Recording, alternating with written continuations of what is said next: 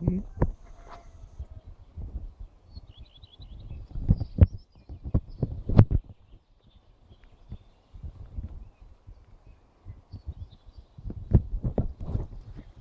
Мгм.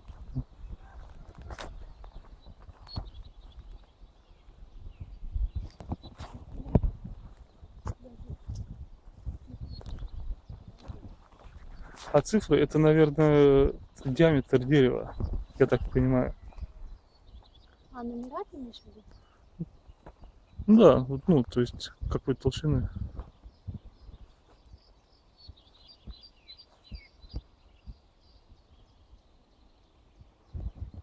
Ай! В карман залетел. Кто? Шмель. Вот. Так вылетел? Ну вытряхни его оттуда. Как? Ну сам вылезет. Ну, главное, чтобы не ужалил. Вот он, раз, не жаль. Как он будет. Сейчас я сниму, проверю. А вот.